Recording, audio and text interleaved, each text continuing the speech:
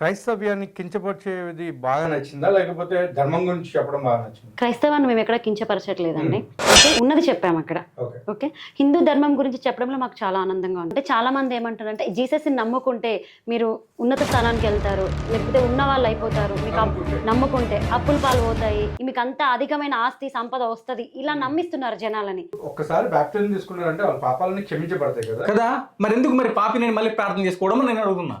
మొత్తం విశ్వానికి దేవుడి గురించి చెప్పమనేసి ఉంది కాబట్టి మేము చెప్తున్నాము అని చెప్పి మాట్లాడడం జరుగుతుంది.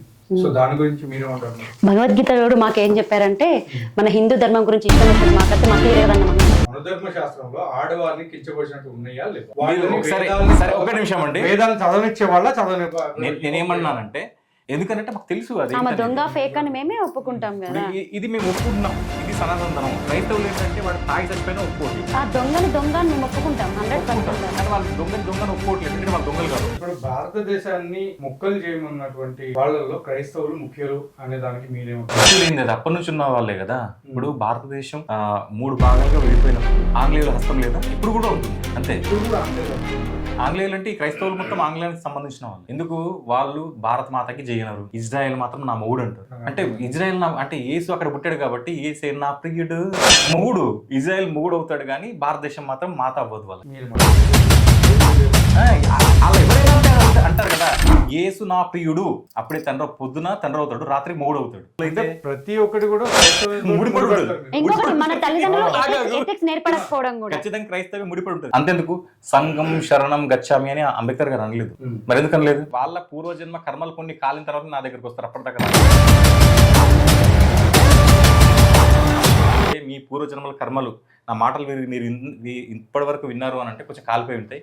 ఇంకొంచెం కావాలి అని అంటే నా నామం తలుచుకోండి, నరేష్. ఓకే, అప్పుడు మీ ఇంకా కాలిపోతాయి. ఇది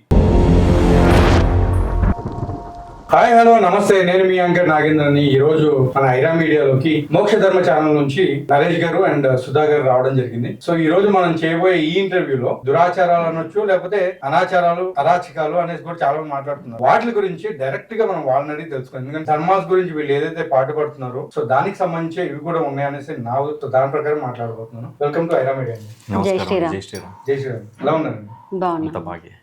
ఈ రోజు మిమ్మల్ని ఇంటర్వ్యూ చేయడానికి ముఖ్య కారణం మీరిద్దరు కూడా చాలా వరకు క్రైస్తవ మతం అంటే ఏంటి, హిందూ మతం అంటే ఏంటి, అండ్ హిందూ మతం అనే కంటే ధర్మం అంటే ఏంటి అది దాని మీద మాట్లాడడం నేను ఎక్కువగా విన్నాను. వీటిలో మీకు బాగా క్రైస్తవ్యాన్ని కించపరిచేది బాగా నచ్చిందా? లేకపోతే ధర్మం గురించి చెప్పడం బాగా నచ్చిందా? క్రైస్తవాన్ని మేము ఎక్కడ కించపరచట్లేదండి. ఓకే, ఉన్నది చెప్పాము అక్కడ. ఓకే, హిందూ ధర్మం గురించి చెప్పడంలో మాకు చాలా ఆనందంగా అనిపించింది. ఎందుకంటే నిజాలు చెప్పాము అక్కడ. కించపరచడం ఎందుకన్నానంటే ఎగ్జాంపుల్ నేను స్టార్టింగ్ లో వచ్చేస్తున్నాను. జయసుధ గారు ఉన్నారు అండ్ భానుచంద్ర గారు ఉన్నారు. సో జయసుధ గారు ఎప్పుడైతే యేసు ప్రభువుని నేను నమ్ముతున్నాను అనేసి చెప్పారో అప్పటి నుంచి ఆవిడ డౌన్ ఫాల్ స్టార్ట్ అయింది అని చెప్పేసి ఒక మాట. భానుచంద్ర గారి గురించి కూడా ఆయన బైబుల్ చదువుకుని నేను తల కింద పెట్టుకుని పడుకుంటాను అని చెప్పేసరికి ఆయన డౌన్ ఫాల్ స్టార్ట్ అయిందని చెప్పి మీరు చెప్పండి. ఇది ఈ కాంటెక్స్ట్ అనేది అసలు ఏ సందర్భంలో చెప్పాలి? ఏ సందర్భంలో అంటే చాలా మంది ఏమంటారంటే జీసస్ ని నమ్ముకుంటే మీరు ఉన్నత స్థానానికి వెళ్తారు, లేకపోతే ఉన్న వాళ్ళు అయిపోతారు, మీకు నమ్ముకుంటే అప్పులు పాలు పోతాయి, మీకు అంత అధికమైన ఆస్తి సంపద వస్తుంది, ఇలా నమ్మిస్తున్నారు జనాలని. వాళ్ళు కూడా అలాగే ఇప్పుడు జయసుధ అన్నప్పుడు ఒక స్టార్, తను ఒకప్పుడు చాలా వెలిగింది. భానుచందర్ కూడా అలాగే. ఆవిడ ఎప్పుడైతే స్టేట్మెంట్ ఇచ్చింది నేను జీసస్ నమ్ముకున్నాను, నా లైఫ్ బాగుంది అనేసి, దాని తర్వాత ఆమె ఎక్కడన్నా మీకు తల్లి క్యారెక్టర్ లో కానీ ఏ క్యారెక్టర్ మూవీలో కనిపించిందా? ఆ స్టేట్మెంట్ ఇచ్చిన తర్వాత కనిపించలేదు. అదే కాదు, యాక్చువల్ ఏంటంటే తన యొక్క డ్రీమ్ ఏంటంటే వాళ్ళ భర్త సూసైడ్ చేసుకుని చనిపోయాడు. మీకు తెలుసా ఈ విషయం?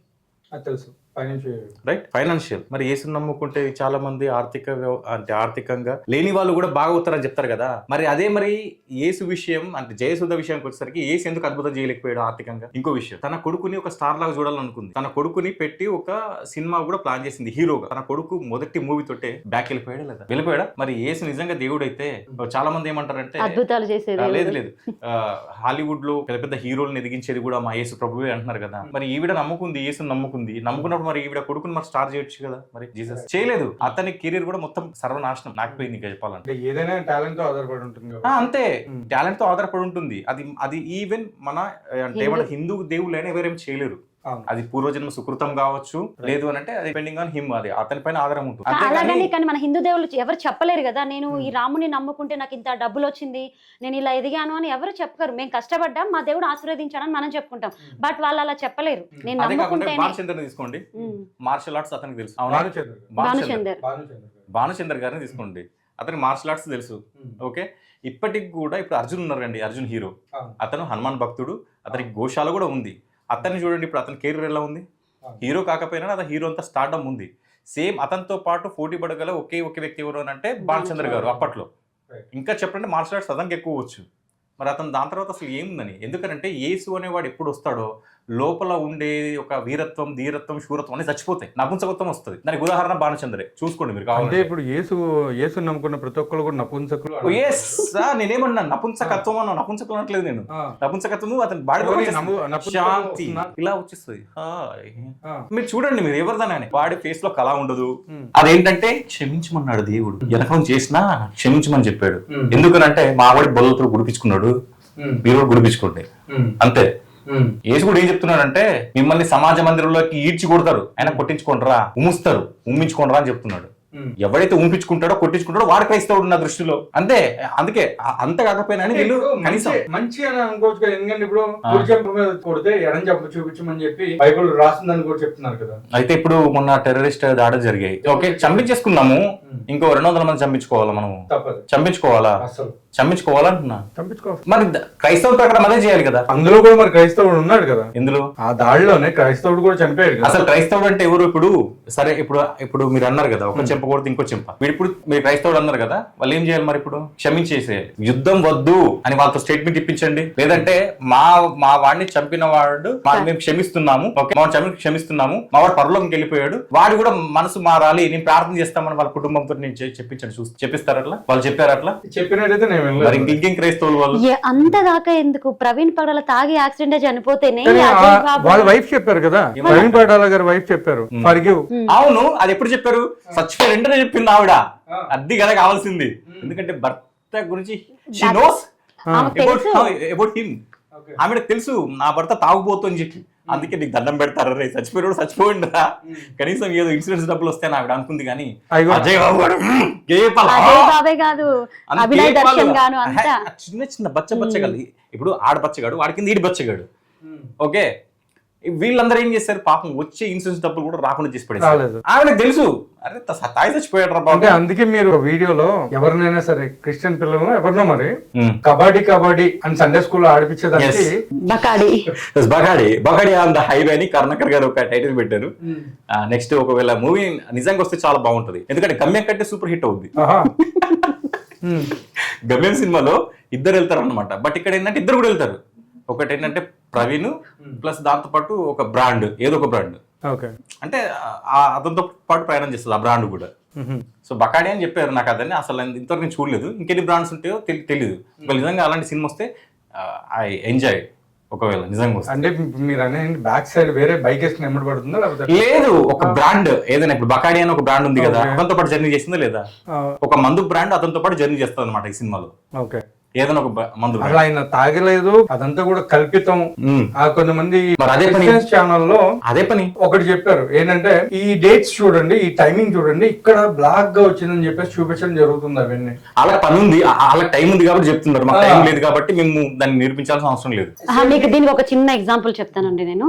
ఈ నా కొడుకులు ఈ గొర్రెలు అనాలో అనర్థం నాకైతే అర్థం కాదు. 300-400 సీసీ కెమెరాలు చెప్పింది అబద్ధం. 600 ఓకే, ఎవడో 2000 సంవత్సరాల క్రితం మా పాపాల కోసం చచ్చిపోయాడంటే ఇప్పుడు నమ్ముతున్నారు వీళ్ళు. ఓకే, ఇప్పుడు జరిగింది కళ్ళ ముందు జరిగింది సీసీ కెమెరాలో, అది అబద్ధం. ఎవడో నా కోసం 2000 సంవత్సరాల క్రితం చచ్చిపోయాడు, మీరు నమ్మండి అంటే నమ్ముతున్నారు. ఇది ఇప్పుడు చెప్పండి, వీళ్ళు గొర్రెలు అనాలా వద్దా? లాజిక్ ఆలోచించండి. అశోక్ కుమార్ గారు అని చెప్పి రాజమండ్రిలో ఒక ఎక్స్ ఎంపీ ఉన్నారు, ఆయన ఏమంటారు, నేనే డైరెక్ట్ గా దగ్గరుండి మరి అన్ని చూశాను, అన్ని చేశాను, ఇది ఖచ్చితంగా అనుమానాస్పదంగా ఉంది, ఇది పక్కా హత్యే. అదే అతనే చంపించుంటాడు. మరి అతను అంత పక్కకుండి చూశాను అన్ని జరిపించాను అని చెప్తున్నాడు కదా, మరి అతనే చేయించాడేమో. అంటే పోస్ట్ మార్టం ఏమనుకోండి, పాపం ఆవిడ పతివ్రత కావచ్చు, నాకు తెలీదు, ప్రవీణ్ గారి భార్య నాకు తెలియదండి. ఎన్నో పోస్టులలో చూసాం మేము, ఇక దాన్ని కూడా మేము చెప్పేసి అన్నాం, అది నిజం. అని చెప్పి. ఏమో అజయ్ బాబు గాడే మరి ఇదంతా వెనికి ఉండి, ఎందుకనంటే ఆ వీడెక్కువ చేశాడు కదా. ఇంకోటి వాడు ఏదో సంథింగ్ ఒక రాజకీయ పార్టీ కోసం అలా చేశాడు అనిపిస్తుంది మాకైతే. నిల్చుంటే నా పార్టీ నా మతం కోసం నేను నిల్చొని పోటీ చేయాలి, అలా వీళ్ళందరినీ గ్యాదర్ చేయాలి. ముందే వాడు శవాల మీద పేలాలు ఎరుకునే రకం. మణిపూర్ లో దాడి జరిగితే వాడు 2-3 కోట్లు వెనకేసుకున్నాడు. వాడికి శవం దొరికితే పండగ ఫస్ట్. దొరికింది శవం. దొరికింది అంటే యేసు కూడా శవమే కాబట్టి వాళ్ళకి రోజు పండగే. ఓకే, దొరికింది. అది ఎవరి మీద నెట్టేయాలి? ఇప్పుడు ఎవరు ఉన్నాము? మాలాంటి హిందూ సంస్థల మీద నెట్టేయాలి. ఓకే, నెట్టేస్తే వీళ్ళు ఏం చేస్తారు? ఈ క్రైస్తవులు అందరిని రెచ్చగొట్టి, పాపం కొందరు విశ్వాసులు నిజంగా అమాయకులు ఉన్నారు, వాళ్ళందరినీ రెచ్చగొట్టి వాళ్ళ దగ్గర డబ్బులు దండుకున్నాడు. ఓకే, డబ్బులు దండుకుని ఏం చేస్తున్నాడు మళ్ళీ వాడు? ఓకే, మీటింగ్ పోనీ దానివల్ల ఏమైనా లాభం ఉందా? పోనీ ఆ ప్రవీణ్ పగడాల కుటుంబానికి ఏమన్నా ఆయన ఎవరు మర్చిపోకూడదు అని చెప్తున్నారు వీళ్ళు. ఎవరిని? ఇప్పుడు నిజమే, మర్చిపోద్దు. ప్రవీణ్ పగడాల గారు పడిపోయాడు కాబట్టి ఎవరు మర్చిపోవద్దు, అది కరెక్ట్ కాదండి. మర్చిపోకపోవడానికి వాడు ఏమైనా దేశం కోసం ధర్మం కోసం చచ్చిపోయాడా? లేదు, దేశం కోసం చచ్చిపోయాడు. అబ్బా, ప్రభుత్వ ఖజానా నింపి చచ్చిపోయేటప్పుడు. అది కదా లాజిక్. దేశం కోసమే చచ్చిపోయాడు. ఇప్పుడు మా ఛానల్లో నుంచి ఒక క్లిప్ తీసుకుని మీరు ట్రోల్ చేయడం జరిగింది. అదేంటంటే యేసుకి ఏమన్నా బొడ్డు కోసి పేరు పెట్టారా వీళ్ళు యేసు ప్రభు గురించి మాట్లాడడానికి అని చెప్పిన దాన్ని మీరు అరే యేసుకి బొడ్డు కదరా కోసింది సంథింగ్ అని చెప్పి మీరు చేయడం జరిగింది. అసలు మీరు అలా చేయడానికి కారణం ఏంటి అసలు? అంటే ఆడు ఫ్లోలో చెప్పేశాడు. ఏమని చెప్పాడంటే ఎవడు యేసుకు బొడ్డు కోసి పేరు పెట్టలేదని చెప్పేసి. బైబిల్ తిరిగేస్తేనేమో అతనికి సున్నతి చేసి పేరు పెట్టామని దాంట్లో ఉంది. సో అది సీరియస్ గా తీసుకున్నాను. అది అంటే ఇప్పుడు మీరు అనేది ఏంటంటే క్రైస్తవుల్లో కూడా ఇదే కంటిన్యూ అవుతుంది. ముస్లింలు క్రైస్తవులు మరి ఇద్దరు సపరేట్ బీయింగ్స్ లేకపోతే ఇద్దరు ఒకటేనా? నాకు అది అర్థం కావట్లేదు. సపరేట్ బీయింగ్స్, సపరేటే. మరి వాళ్ళకి సుంది ఉంది మళ్ళీ వీళ్ళకి లేదు అన్నట్టు మాట్లాడుతున్నారు. ఇది ఎవరికి? వాళ్ళకుంది, వీళ్ళకి కూడా ఉంది. కానీ మీరు కంటిన్యూ చేయట్లేదు కదా. కంటిన్యూ చేయమని చెప్పండి. నాకు మాదిరిగా ఎవడైతే బతుకుతాడో అని యేసు చెప్పాడు. యేసుకు మాదిరిగా బతికి చూపించంటారా అని నేను. అంతే, క్రీస్తుని ఫాలో అయ్యేవాడే క్రైస్తవుడు. అంటే నాకు ఇక్కడ చిన్న డౌట్ ఉందండి. అది చిన్నప్పుడు కదా బొడ్డు కోసం పేరు పెట్టారు అనే దానికి మీరు ఎగ్జాంపుల్ ఇచ్చింది. యేసు ప్రభుకి జరిగింది అది చిన్నప్పుడు కదా. చిన్నప్పుడు అంటే వాళ్ళ తల్లిదండ్రులు చేశారు. అది వాళ్ళ ఆచారం వాళ్ళు చేశారు. సరే, వాళ్ళు చేశారు. మళ్ళీ ఇంకోటి మీరు ఏమన్నారు అంటే యాక్చువల్ గా ఇంకో విషయం ఏంటంటే మీ ఛానల్లో నాకు తెలీదు. నాకు అక్కడ అతను చెప్పిన విషయం ఏ ఛానల్ నేను చూసుకోలేదు. ఏ ఛానల్ నాకు నేను చూసుకోలేదు. మా ఛానల్. మీ ఛానల్? ఓకే, సూపర్ అండి. అయితే మంచి పాయింట్ నాకు అక్కడ దొరికింది. ఎందుకంటే అది మీ ఛానల్లో నాకు తెలీదు. అక్కడ అన్నాడా లేదా? చాలా ఉన్నాయండి, కుప్పలు దాశం లోపల ఇంకా ఉన్నాయి. అవునా? ఇక్కడ నేను అనేది ఏంటంటే ఇప్పుడు మరి చిన్నప్పుడు అట్లా జరిగింది, వాళ్ళు చేశారు. మీరు అనేది ఏంటంటే అది ఫాలో అవ్వండి అనేసి మీరు మాట్లాడుతున్నారు. నా మాదిరిగా ఫాలో అవ్వండి అనేసి నేను అనట్లేదు, ఏసి చెప్తున్నాడు. చెప్పాడని మీరే చెప్తున్నారు. అవును. మరి అలా చూసుకుంటే ఇప్పుడు పెద్ద అయిన తర్వాత బాప్తిజం తీసుకున్న వాళ్ళ పరిస్థితి ఏంటంటే పెద్ద అయిన తర్వాత బాప్తిస్మం. ఇప్పటికి కూడా కావాలంటే వాళ్ళకి నేను రికమెండేషన్ చేస్తా, లెజర్స్ ఉంది. ఇప్పుడు వాళ్ళకేంటంటే నిజంగానే యేసుకు మాదిరిగా టోటల్ గా 100/100 బతకాలి అనుకుంటే నాకు తెలిసిన చాలా లెజర్స్ ఉంది, చాలా ఉన్నాయి. వాళ్ళకి అది రికమెండ్ చేస్తాను. వాళ్ళు అక్కడికి వెళ్ళి నొప్పి లేకుండా చేయించుకోవచ్చు. 5 నిమిషాలు అయిపోతుంది. పాత రోజుల్లో అంటే ఇప్పుడు ఒకనొక టైం గురించి మాట్లాడాలి, మనుధర్మం సనాతన ధర్మం గురించి మాట్లాడాలి అంటే ఈ మనుధర్మం దగ్గరికి వెళ్ళేసరికి లేకపోతే సనాతన ధర్మం దగ్గరికి వెళ్ళేసరికి ఎవరైతే శూద్రులు అని చెప్పి మాట్లాడుతున్నారో వాళ్ళు శూద్రులు అంటరాని వాళ్ళు శూద్రులు ఇద్దరు లేదు, వేరు. సో అంటరాని వాళ్ళు ఎవరు, శూద్రులు ఎవరు మీ దృష్టిలో చెప్పండి. శూద్రులు అంటే సర్వీస్ సెక్టర్. ఓకే, నేను ఈ పని చేస్తే నాకు ఇంత వస్తే చాలు, అది ఎవరితో పర్వాలేదు అంటే ఎవరితో అయినా ఎవరి దగ్గర పర్వాలేదు శూద్రులు. ఈ అంటరాని వాళ్ళు ఎవరు అంటే ప్రజెంట్ ఇప్పుడు చెప్తున్నాను, అప్పటిది కూడా చెప్తాను. ఎవరైతే మతం మారారో, మతం మారి హిందూ దేవి దేవతల పైన ఎవరైతే విషం చిమ్ముతున్నారో వాళ్ళు అంటరాని వారు. వాళ్ళంటే నాకు అసహ్యం. వాళ్ళతో నేను కలవాల్సి వచ్చినా కలిసినా 1-10 సార్లు స్నానం చేస్తా ఇంటికి వెళ్ళి. వాళ్ళు అంటరాని తను వాళ్ళు. ఎందుకంటే వాడి దగ్గరికి వెళ్ళామనుకో, నా దేవుడే ఆడదప్ప ఇంకెవడ్డాడు అనే ఒక అంటు రోగం నాకు అంటిస్తాడు కాబట్టి. సో వాళ్ళు అంటారని వాళ్ళు. కానీ ఇక్కడ ఏంటంటే వాళ్ళు చెప్పే దానిలో ఎంతవరకు నిజం ఉంది, ఎంతవరకు అబద్ధం మీరు చెప్పండి. వాళ్ళు చెప్పేదానికి అబద్ధమే. నిజం ఎక్కడ ఉందో? సరే, మీరు ఒకవేళ హిందూ దేవి దేవతలో ఎవరినైనా ఇష్టపడి మీరు ఆయన్ని కంటిన్యూ అవుతున్నారు అనుకున్నాం, అదేవిధంగా వీళ్ళు కూడా క్రిస్టియానిటీలో జీసస్ క్రైస్ట్ ఫాలో అవుతున్నారు అని అనుకోవచ్చు కదా. అంటే ఇక్కడ ఇప్పుడు నేను ఎగ్జాంపుల్ చెప్తున్నాను. ఒక చర్చ్ నుంచి ఇంకో చర్చ్కి వెళ్తేనే ఒక చర్చ్ పాస్టర్ ఇంకో చర్చ్ పాస్టర్ మధ్యలో గిరిగీసుకొని మరి కొట్లాడుకుంటారు. వాళ్ళకి యూనిటీ లేదు. ఇప్పుడు నేను రాముడి గుడికి వెళ్తా, శివుడి గుడికి వెళ్తా, ఏ పూజారి కానీ నువ్వు ఆ గుడికి వెళ్ళకి ఈ గుడికి వెళ్ళక అనట్లేదే. మరి ఎవరిది అబద్ధం? వాడిది బిజినెస్, వాడిది అబద్ధం. బిజినెస్ దగ్గర అబద్ధం కష్టంగా ఉంటుంది, ఆడాలి. ఇది ధర్మం, ఒక నీతి నిజాయితీతో కూడుకున్నది కాబట్టి న్యాయాలకు ఒక పరిధి దాటింది కాబట్టి ఇక్కడ ఎవరు కొట్టుకోవట్లేదు. నాకు ఇక్కడ ఎవరు నాకు ఇక్కడ ఫోర్స్ చేయట్లేదు. మరి ఆడిది నిజమా నాది నిజమా మీరే ఆలోచించుకోండి. ఎందుకంటే అనగనగా ఒక రాజు అని చెప్తారు తప్పించి అనగనగా ఒక అంటరానుడు లేదంటే ఒక శూద్రుడు అని చెప్పారా మనకి? మరి మధ్యలో ఇవన్నీ ఎక్కడి నుంచి వచ్చినాయి? మరి చెవులో సీసం అని 4 అది ఒక పుస్తకం, ఎవరో పుస్తకం రాస్తే ఒక టార్గెట్ పీపుల్ ని బేస్ చేసుకొని వాళ్ళల్లో ఉండేది అరే మీరు ఇది వాళ్ళది కాకపోయినా మీరు ఇదిరా అని చెప్పేసి అలా చేసిందే కానీ వాళ్ళకు కూడా తెలియదు మేము ఇది అని చెప్పి. మరి ఇప్పుడు వేదాలు చదివే వాళ్ళకి వినే వాళ్ళకి ఏదో శిక్షలు కూడా పెట్టారండి కదా. అప్పుడేమో తెలియదు కానీ ఇప్పుడు మాత్రం నిజంగానే ఎవడైనా కానీ కావాలని హిందుత్వం పైన ద్వేషంతోని ఎవడో రాసిన పుస్తకాన్ని, ఇప్పుడు లింగ పురాణం ఉంటుంది, దాంట్లో లింగం గురించి ఏమి ఉండదు, అంగం గురించే ఉంటుంది. అది ఎవడో రంగనాయకమ్మ లాంటి రామాయణాన్ని తీసుకొచ్చి ఇదే రామాయణం అనే వాళ్ళు ఉంటారు. అలాంటి వాళ్ళకి మాత్రం నిజంగానే ఇప్పుడు తీసం పోయాల్సిన పరిస్థితి ఏర్పడ్డది. పోయాల్సింది అలాంటి వాళ్ళకి. అర్థమైంది నా పాయింట్ మీకు? అర్థమై ఉంటది. ఎవరైతే హిందూ దేవి దేవతల యొక్క లోటు ఉంటాయి కదా కొంచెం లోపాలు అని చెప్పేసి, అలాంటి రంగనాయకమ్మ అని ఒక ఆవిడ ఉంటున్నారు, ముసలి, చాలా ముసలి, పండు ముసలి. ఆవిడ ఒక రామాయణం రాసింది. ఆవిడ తెలుసా మీకు? రాసింది ఒక రామాయణం, ఆవిడ కూడా రాసింది. రంగనాయకమ్మ రామాయణం ఏది ఉంది దాని పేరు. దాంట్లో ఏంటంటే మొత్తం ఆపోజిట్ ఉంటుంది రాముడికి. ఇప్పుడు అదే రామాయణం తీసుకొచ్చి ఎవరికో అసలు వాడికి ఏ నాలెడ్జ్ లేని వాడికి తీసుకొచ్చి అరే ఇదే రామాయణం అంటే వాడు నమ్మేస్తాడు. ఎందుకంటే వాడికి ఇంకో రామాయణం లేదు కదా. ఎందుకు ఇప్పుడు ఈ దేశాన్ని కమ్యూనిస్ట్ దేశంగా చేయాలనే చాలా మందికి ఉంది, చైనా లాంటి దేశాలకు ఉంది. దాంట్లో పెంచి పోషిస్తున్న ఒక ఆవిడ రంగనాయకమ్మ. అంటే ఇప్పుడు వాల్మీకి రామాయణంతో పాటు ఇప్పుడు రంగనాయకమ్మ రామాయణం కూడా ప్రాచుర్యంలో ఉందా? ఇప్పటికి ఎన్నో ఉంటాయి, ఎన్నో ఉంటాయి, కొన్ని వందల రామాయణాలు ఉన్నాయి. ఇప్పుడు మీరే ఉన్నారండి, మీ దగ్గర మీరు మీ యొక్క 50,000 మీకు కావాలనుకుంటే 1000 మీరు పంచవచ్చు ఇదే రామాయణం అనుకుని. అడ్డు చెప్పేవాడు బ్రాహ్మణుడు వస్తాడా మీకు? ఎవరు లేరండి, కానీ అప్పట్లో చాలా జరిగినాయి అనేసి విన్నాను. అదే జరగాయట అంటే అటే పోయింది. సరే మీరు అనుకున్నట్టు అంటే అంటే అయిపోయినట్టే. ఇంకా మరి ఏదైనా ప్రూఫ్ తో సహాయం ఉందా? సీసం పోసారని ఎక్కడైనా మన వాళ్ళు ఏమంటారు అంటే బైబిల్ దగ్గరకు వచ్చేసరికి ఆధారం కావాలి అంటారు. మరి దీంట్లో ఆధారం ఎందుకు చూపించారు? రావాలి ఆధారం ఎందుకు చూపించారు? మరి పలానా అతనికి బాబాసాహెబ్ అంబేద్కర్ ఎవరైతే ఉన్నారో ఆయన వీటి విషయం అయ్యి ఎక్కువగా పోరాటం చేశారు, అందుకే ఆయన హిందుత్వాన్ని వదిలేయడం జరిగింది అని కూడా మాట్లాడారు అని చెప్పడం జరిగింది. అలా అనుకుంటే ఆయన బౌద్ధిజం తీసుకున్నాడు చనిపోయే ఒక 31 days లేదంటే నాకు సంథింగ్ అది తెలీదు. అవునా మీకు తెలిసి చెప్పండి. ఒక 1 month లేదా 2 months అని చెప్పారు. ఆయన అంటే బౌద్ధం తీసుకున్న రోజులు అంటే జీవించిన రోజులు హైందవం అర్థం కాని వ్యక్తికి బౌద్ధం తీసుకున్న వెంటనే బౌద్ధం అర్థమైందా? అంతేందుకు సంఘం శరణం గచ్చామి అని అంబేద్కర్ గారు అనలేదు.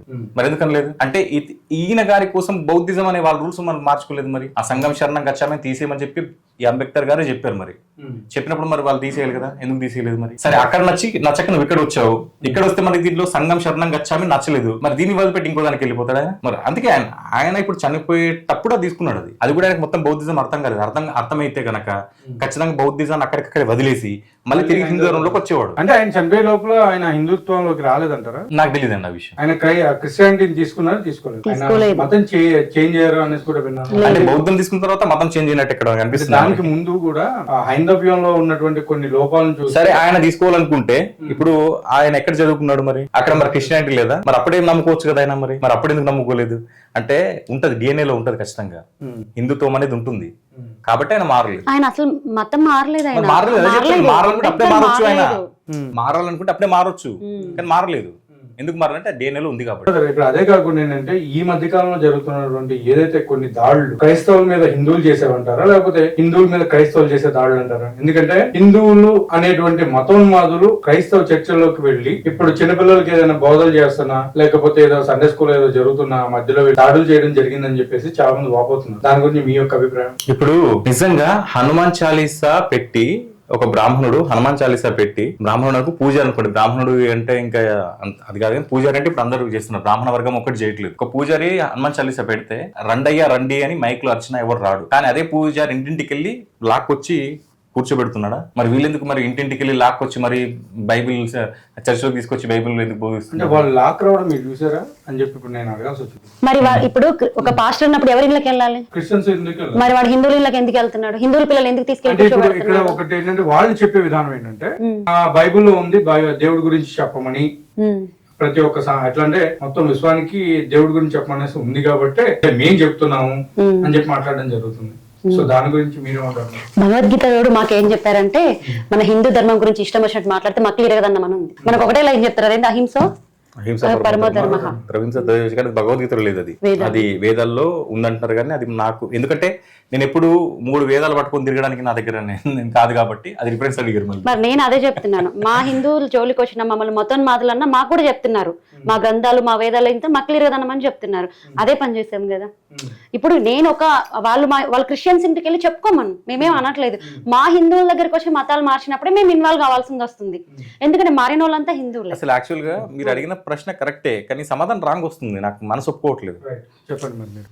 ఎందుకంటే అసలు దాడులు చేసేది వాళ్ళు, క్రైస్తవులు గానీ ఇస్లాం గానీ దాడులు చేస్తున్నారు వాళ్ళు. అవి కనిపిస్తున్నాయి కూడా, కనిపిస్తున్నాయి. ఇప్పుడు అవును, అదే రాముడి విగ్రహం తల తీసేశారు. అది ఎవరు చేశారు? ఇప్పుడు నిజంగా చెప్పాలంటే వాళ్ళు ఇలాంటివన్నీ చేస్తున్నారు కానీ హిందువులు ఎక్కడైనా కానీ మేరీ ఒక్కటి లేదంటే యేసు యొక్క తీసింది క్రైస్తవులు అని చెప్తున్నారు మీరు, అంతే కదా? క్రైస్తవులు చేయడం ఎడారి మతాలు క్రైస్తవులా లేకపోతే ముస్లింస్ గురించి మాట్లాడుతున్నారు? అది క్రైస్తవులు అని చెప్తున్నారు, కొంతమంది ముస్లింలు అని చెప్తున్నారు.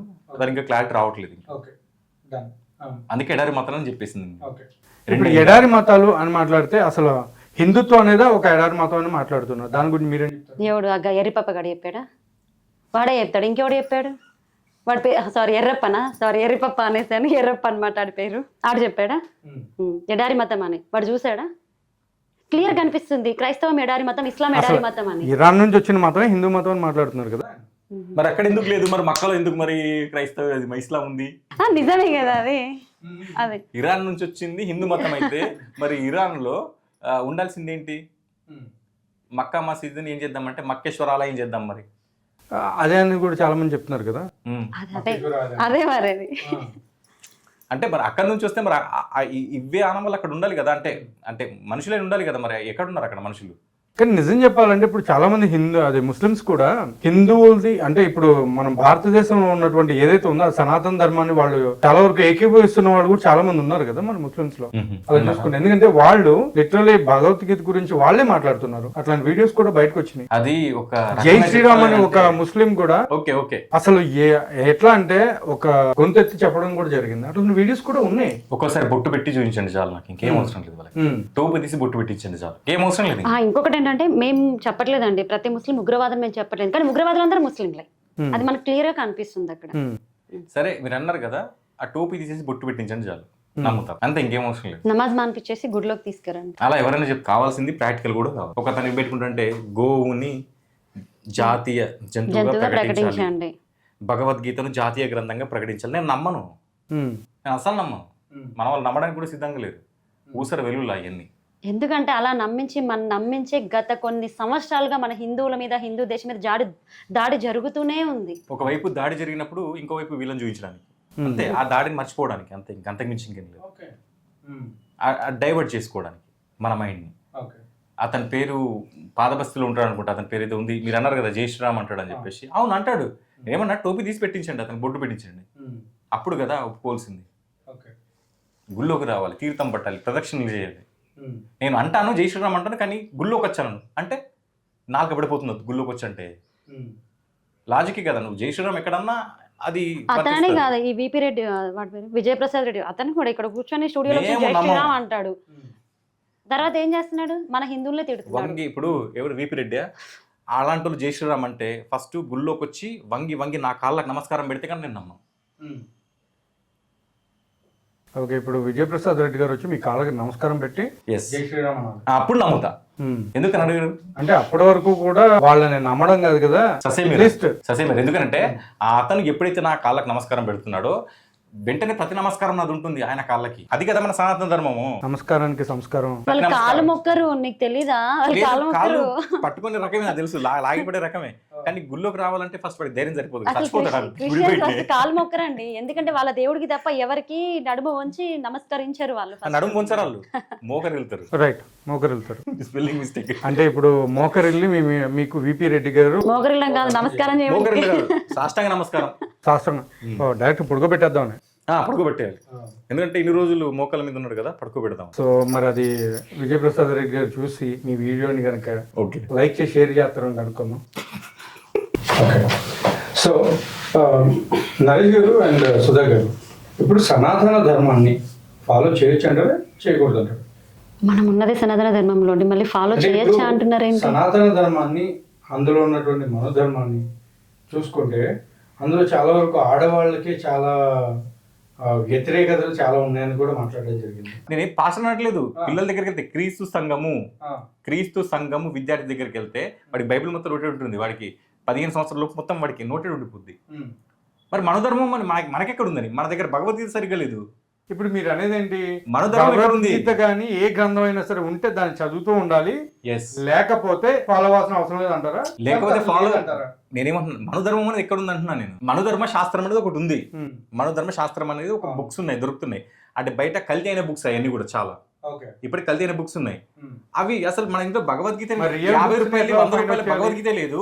ఆ 1000 రూపాయలు తీసుకొచ్చి మనధర్మ శాస్త్రం ఇంట్లో పెట్టుకుంటాడా? అవసరం ఉందా? మన చిన్నప్పుడు ఎవరన్నా చెప్పారా నాయన మనధర్మ శాస్త్రం చదవాలి అని? మన వాళ్ళు ఎవరన్నా ఉన్నారా? లేదు భగవద్గీత చదవమని చెప్పారా? భగవద్గీత కనీసం ఎవరో ఒక్కళ్ళు అంటారు భగవద్గీత చదివితే బాగుండు అని. మనధర్మ శాస్త్రం సరే మీరే ఉన్నారండి, మీరున్నారు, లేదు మీరున్నారు. ఎవరైనా చనిపోయినప్పుడు ఇదే భగవద్గీత గురించి అందులో పెట్టడం జరుగుతుంది కొన్ని వచనాలు. అంటే చనిపోయినప్పుడు శవం దగ్గర పెట్టడం, గుడుల దగ్గర కూడా చాలా వరకు విన్నాను. ఎక్కువ శవాల దగ్గర పెట్టడం అనేది ఇప్పుడు చాలా మంది దాన్ని ఖండిస్తున్నారు. అది కూడా పోతుంది, ఇది కూడా పోతుంది. కానీ నేనేమంటున్నానంటే ఎవరైనా కానీ మన చిన్నప్పటి నుంచి ఈ మనుధర్మ శాస్త్రం అనేది సోషల్ మీడియా వచ్చిన తర్వాతనే ఈ పేరు వాడుకలోకి వచ్చింది. అంతకుముందు లేదు.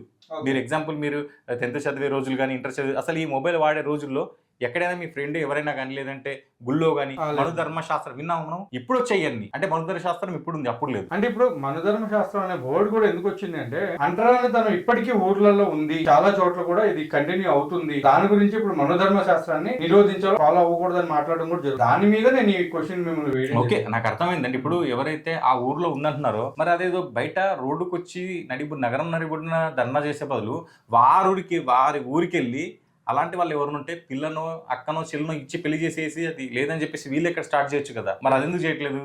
ఎక్కడో జరిగిందంట, ఇక్కడ వచ్చి వీడు ధర్నా చేస్తాడు అంటే దాని అర్థం ఏంటి? రాజకీయమే కదా ఇది కూడా. ఇప్పుడు మనధర్మ శాస్త్రంలో ఆడవాళ్ళ గురించి కించపరిచినట్టు ఏమి లేవంటారా? నేనేమంటున్నాను, మనధర్మ శాస్త్రంలో ఆడవాళ్ళని కించపరిచినట్టు ఉన్నాయా లేవా? ఒక నిమిషం అండి, వేదాలను చదవనిచ్చే వాళ్ళ చదవని. నేనేమన్నానంటే ఇప్పుడు ఏదైనా కానీ మనం చెప్పాలంటే ముందు దాని గురించి తెలిసి ఉండాలి. ఇప్పుడు ఈ పలానా బైబిల్ గురించి మీరు క్రైస్తవులు నేను క్రైస్తవులు అయితే పలానా యోహాను గ్రంథంలో ఇది ఉందట అని మీరు నాకు రిఫరెన్స్ చెప్తే అవునా లేదా అని నేను పరీక్షించుకోవాలి. నేనేమంటున్నాను, మనధర్మ శాస్త్రం చదవలేదు, ముట్టను కూడా ముట్టలేదు, నాకెట్లా వస్తుంది దానికి ఆన్సర్? ఇప్పుడు మీరు ఎన్నో ప్రోగ్రామ్స్ కి వెళ్తూ ఉంటారు. ఓకే, ఆ ప్లేస్ లో ఎప్పుడు కూడా మీరు మనధర్మ శాస్త్రం గురించి మాట్లాడారు. అసలు ఆ వాడు మీరు వినలేదు నేను వినంటే వాళ్ళు ఎట్లుంటారు? అంతెందుకు చాలా మంది కూడా మాట్లాడుతున్నారు. ఇప్పుడు మేము ఎక్కడికి వెళ్తాం చెప్పు ఒకసారి. మనం ఎక్కడికి వెళ్తాం? మేము వెళ్ళేది కాలనీస్లలో, ఎక్కువ బస్తీస్లలో, ఊర్లలోకి వెళ్తా ఉంటాం. ఊర్లలో ఎక్కడికి వెళ్తాం? SC ST కాలనీస్ గానీ ప్రతి దగ్గరికి వెళ్తా ఉంటాం. వాళ్ళని ఎస్పెషల్లీ లేదు, వాళ్ళకి సరిగ్గా భగవద్గీత తెలియదు. మనోధర్మ శాస్త్రం అంటే దానికి పలకడం కూడా రాదు వాళ్ళకి ఫస్ట్. ఇంకా నేను మనోధర్మ శాస్త్రం గురించి వివరిస్తానంటే ఎవరు వింటున్నారు? ఇంకొకటి మీరు ఒక మాట అన్నారు, ఆడవాళ్ళు వేదాలు నేర్చుకుంటారనేసి. నాది ఒక వీడియో చూస్తే మీకు అర్థమవుతుంది. అందులో ఎంత చక్కగా ఒక అమ్మ వేదం వివరిస్తుంది. ఒక వీడియోని మీకు పంపిస్తాను కావాలంటే కూడా పెట్టుకోండి. నేను ఎందుకు అడుగుతున్నా అంటే ఆ క్వశ్చన్ కూడా అడగడానికి రీజన్ ఒకటే ఉంది. మరి అప్పట్లో ఆడవాళ్ళని వంటింటికే పరిమితం చేసేవాళ్ళు, బ్రాహ్మణ్స్ అనేవాళ్ళు కానీ లేకపోతే అదర్స్ ఎవరైనా సరే ఆడవాళ్ళు ఇంటిని మాత్రం చక్కదిద్దుకుంటే చాలు, వేదాలతో పని లేదు అన్నట్టు కూడా ఉంది అనేసి మాట్లాడారు. సో దాని గురించి మీరేమంటారని నేను అడుగుతాను. అయితే అది ఎవరైతే అన్నారో ఫస్ట్ వాళ్ళ ఇంట్లో అమ్మ వాళ్ళ నాన్నకు చెప్పినట్టు విని ఇంట్లో వీడికి వండి పెట్టిందా లేదంటే బయట తిరిగిందా అది ఒకసారి కనుక్కోవాలి. ఫస్ట్ ఏదైనా ప్రశ్న ఉన్నప్పుడు ఇంటి నుంచి స్టార్ట్ చేసుకోవాలి. అంటే వాళ్ళ ఇంట్లో మరి వాళ్ళ అమ్మ మరి వేదం చదువుతా అన్నదా, చదవన్నదా, లేదంటే వాళ్ళ నాన్న మరి వంటింటి కుందీలు చేశాడా చేయలేదా, అది ఫస్ట్ మనకు కావాలి, క్లారిఫై కావాలి. లేదంటే నరం లేని నాలుగు ఎన్నేనా ఆడుతుంది. అంటే ఒకనొక సోషలిస్ట్, యాంకర్, యాక్టివిస్ట్, సోషలిస్ట్, మహిళా మండలికి సంబంధించిన ఆవిడ అనుకుంటాను. నేను కూడా విన్నాను. అవన్నీ ఒక యాంకర్ అడుగుతారు, ఏమని మనం సనాతన ధర్మాన్ని ఫాలో అవ్వచ్చా అవ్వకూడదా? ఆవిడ క్రిస్టల్ క్లియర్ గా ఒక మాట, ఫాలో అవ్వద్దు. సరే, ఆవిడ సారీ కట్టుకుందా లేదంటే సారీ కట్టుకుందా? ఓకే, బొట్టు లాంటిది ఏమైనా పెట్టుకున్నదా? చేతులు గాజు లాంటివి ఏమన్నా ఉన్నాయా? ఫస్ట్ అవన్నీ ఇప్పేమని చెప్పండి. ఫాలో అవ్వద్దు, ఫస్ట్ ఆవిడతో స్టార్ట్ చేద్దాం. అది మన సనాతన ధర్మం కదా, గాజులు వేసుకోవడం, బొట్టు పెట్టుకోవడం, చీర కట్టుకోవడం. ఆవిడ ఫాలో అవుతూ మిగతా వాళ్ళని ఫాలో అవ్వద్దని ఎట్లా చెప్తుంది?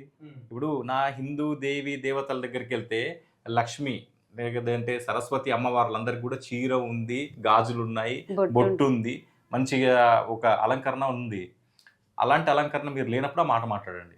ఉంది అంటే మీరు సనాతన ధర్మం ఫాలో అవుతున్నారు. అది ఎవరైనా కానీ సనాతన ధర్మాన్ని వాళ్ళు ఫాలో అవుతున్నారు. ఫాలో అవ్వద్దని చెప్పి ఆమె అబద్ధం చెప్పి, ఎందుకంటే ఆవిడే ఫాలో అవుద్దని చెప్పి చక్కగా చక్కగా ఆవిడ చూడండి, కృష్ణకుమారి గారు చీర కట్టుకొని బొట్టు పెట్టుకొని గాజులు వేస్తున్నారు.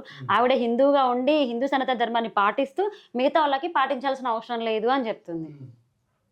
అంటే ఇప్పుడు ఆవిడ మాట్లాడిన విధానాల్లో ఆడవాళ్ళు ఉన్నారు, వాళ్ళకి కించపరిచినట్టు చాలా ఉన్నాయని కూడా మాట్లాడుతున్నారు. మీరు అప్పట్లో అలా చూసేవారట అన్నారు. అప్పట్లోనే కదా రాణి రుద్రమదేవి కత్తి పట్టుకొని యుద్ధం చేసింది, అప్పట్లోనే కదా ఝాన్సీ లక్ష్మీబాయి చేసింది, అప్పట్లో ఆ మన్న ప్రకారం అప్పట్లోనే జరిగింది కదా ఇదంతా. వాళ్ళు కింగ్స్ సంబంధించిన ఆమె కింగ్సా క్వీన్సా అని చెప్పలేదు అక్కడ, అప్పట్లో ఆడవాళ్ళు అని చెప్పింది. అక్కడే ఉదాహరణ కనిపిస్తుంది కదా. ఓకేనా, అప్పట్లో నిజంగా చెప్పాలంటే స్త్రీని చాలా గౌరవించేవాళ్ళు, అక్కడ ఒక లక్ష్మీదేవి లాగా భావించేవాళ్ళు. ఎక్కడ తప్పుగా చూసేవారు? ఇవాళ రేపు చెడు దృష్టితో చూస్తున్నారు నిజంగా టెక్నాలజీ పెరిగిన తర్వాత.